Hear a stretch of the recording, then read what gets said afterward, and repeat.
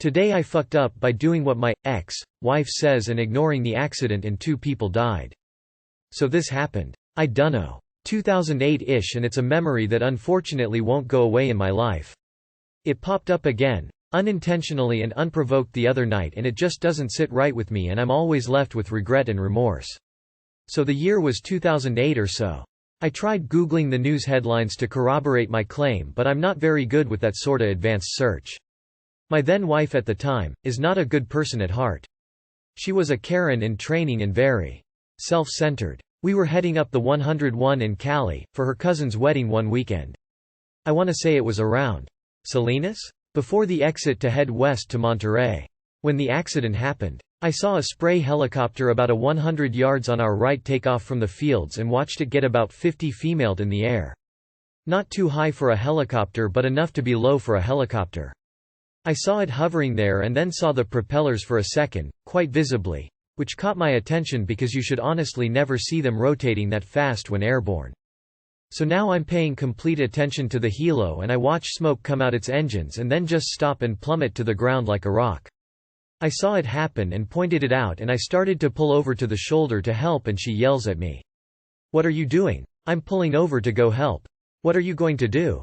"I've got a fire extinguisher in the car. I can go put out the flames and try and pull them out."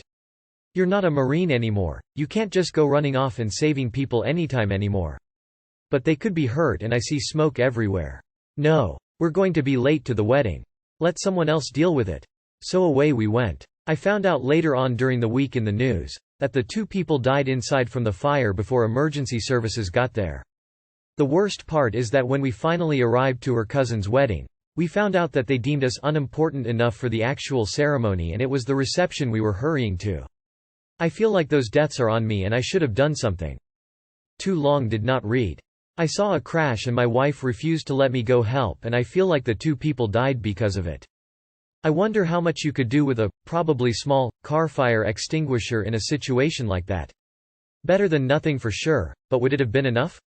And with the occupants maybe unconscious or trapped inside. Yeah, you are better off for not intervening. I used to work in aviation, and crash fires are terrifying. Jet fuel and avgas go boom in a big way, and aircraft are made with a lot of toxic materials that can kill you. Being a hero in this case could have made you an additional crash victim. The butthole ex-wife was right for the wrong reasons. Your guilt is human, but the odds that you could have helped were extremely low. It's more likely you were spared a horrifying and even more traumatizing sight. Holy shit, I can't imagine the guilt you feel for that. I doubt your, thankfully, ex is tossing and turning over this.